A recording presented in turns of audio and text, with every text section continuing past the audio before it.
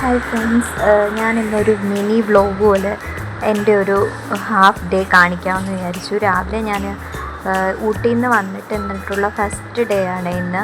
അന്നേരം രാവിലെ ഞാൻ ബ്രേക്ക്ഫാസ്റ്റ് സ്കിപ്പ് ചെയ്തു, കാരണം ഞാൻ മാത്രമേ ഉള്ളൂ വീട്ടിൽ. അന്നേരം പിന്നെ വേറെ ആരും ഇല്ലാത്തതുകൊണ്ട് ബ്രേക്ക്ഫാസ്റ്റ് ഞാൻ സ്കിപ്പ് ചെയ്തു. എന്നിട്ട് ഉച്ചയ്ക്ക് ഞാനൊരു തട്ടിക്കൂട്ട് മീൻകറി, കുറച്ച് മത്തി ഇട്ടിട്ടുണ്ടായിരുന്നു. അന്നേരം ഒരു തട്ടിക്കൂട്ട് മീൻകറി വെക്കാമെന്ന് വിചാരിച്ചു. അങ്ങനെ ഞാൻ ഒരു തട്ടിക്കൂട്ട് മീൻകറി, കുറച്ച് സവാള ആദ്യം എണ്ണ ഒഴിച്ചു, പിന്നെ കുറച്ച് സവാള അത് നന്നായിട്ട് വഴറ്റിയെടുത്ത് അതിനകത്ത് കുറച്ച് കറിവേപ്പിലയും കൂടി ഇട്ടു. അത് കഴിഞ്ഞിട്ട് അത് നന്നായിട്ടൊന്ന് വഴറ്റിയെടുത്തിട്ടുണ്ട്. പിന്നെ ഞാൻ മുളക് പൊടി, ഫിഷ് മസാല, മഞ്ഞൾപ്പൊടി, ഈ വക സാധനങ്ങളെല്ലാം കൂടി ഞാൻ വെള്ളത്തിലൊന്ന് മിക്സ് ചെയ്തിട്ട് വെച്ചിട്ടുണ്ടായിരുന്നേ. അതും കൂടി നമുക്കിതിനകത്തോട്ട് ആഡ് ചെയ്ത് ഇങ്ങനെ ഈ പരുവത്തിൽ കിട്ടും. അതും കൂടി ഇതിനകത്തോട്ട് ആഡ് ചെയ്ത് നന്നായിട്ട് നമുക്ക് മിക്സ് ചെയ്തെടുക്കാം. കൊച്ചുള്ളി ആണെങ്കിൽ കുറച്ചും കൂടെ നല്ലതായിട്ടോ. ഞാനിപ്പോൾ എൻ്റെ ഈ കൊച്ചുള്ളി ഇല്ലാത്തതുകൊണ്ട് സവാളയാണ് എടുത്തത്. എന്നിട്ട് നമ്മളിത് നന്നായിട്ട് മിക്സ് ചെയ്യണം. മിക്സ് ചെയ്തിട്ട് എല്ലാവരും ഉണ്ടാക്കുന്ന മീൻകറി തന്നെ. പിന്നെ ഞാൻ ഇത് ഭയങ്കര എളുപ്പമായിട്ട് എനിക്ക് തോന്നുന്നു ഇങ്ങനെ ചെയ്യുമ്പോൾ കേട്ടോ.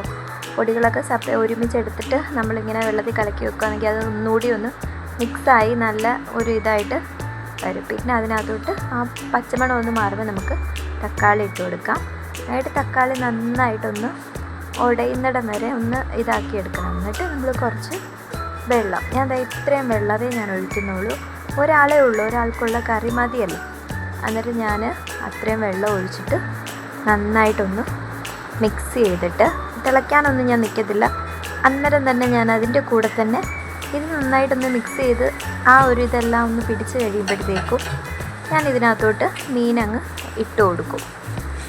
മീനിട്ട് കൊടുത്തിട്ട്, നല്ല ഫ്രഷ് മത്തിയായിരുന്നു കേട്ടോ. അന്നേരം ആ മീനിട്ട് കൊടുത്ത് നന്നായിട്ട് തിളയ്ക്കുക. അത്രയേ ഉള്ളൂ മീൻകറി. ഇത് തിളച്ചെടുക്കുമ്പോൾ നമ്മുടെ മീൻകറി റെഡിയായി. മുട്ട ഉണ്ടായിരുന്നു, അത് ഞാൻ ഇതിൻ്റെ കൂടെ തന്നെ ഇടുക, മീൻ മുട്ട. പിന്നെ നന്നായിട്ടൊന്ന് മിക്സ് ചെയ്തിട്ട് ഞാൻ തുറന്ന് വെച്ചിട്ട് തന്നെയാണ് കേട്ടോ വറ്റിച്ചെടുക്കുന്നത്. കാരണം എനിക്ക് ഒരുപാട് അങ്ങനെ ചാറുള്ള കറി ഇഷ്ടമല്ല.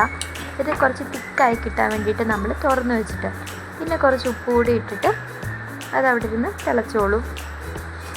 പിന്നെ ഞാൻ മാത്രമേ ഉള്ളത് കൊണ്ട് ഞാൻ കുക്കറിൽ കുറച്ച് ചോറ് വെക്കാമെന്ന് വിചാരിച്ചു. അങ്ങനെ കുക്കറിൽ തന്നെ അരി നന്നായിട്ട് കഴുകിയെടുത്തു. കുക്കറിൽ തന്നെ ചോറും വെച്ചെടുത്തിട്ടുണ്ട്.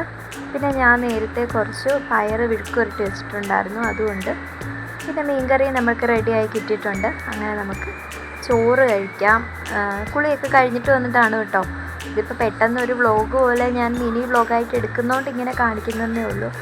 അങ്ങനെ ഞാൻ കുറച്ച് ചോറെടുത്തു. കുക്കറിലാണെന്നും പറഞ്ഞ് നല്ല ചോറായിട്ടോ. കുക്കറിൽ വെക്കുന്നതെന്നും പറഞ്ഞ് നമ്മൾ അടുപ്പിൽ വെക്കുന്ന പോലത്തെ തന്നെ ചോറ് കിട്ടും നമുക്ക്. അങ്ങനെ ഇതേണ്ട പയർ വിഴുക്കുവരട്ടി, ഫിഷ് കറി ഒക്കെ കൂട്ടിയിട്ട് ഒരു പിടുത്തം പിടിക്കാം. അങ്ങനെ ഇന്നത്തെ എൻ്റെ ഒരു കുഞ്ഞു വ്ലോഗാണ് കേട്ടോ. അന്നേരം പെട്ടെന്ന് തട്ടിക്കൂട്ടിയ ഒരു വ്ലോഗാണ്.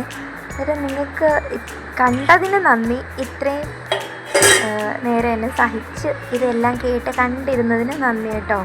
അന്നേരം ഇന്നത്തെ എൻ്റെ ഫിഷ് കറിയും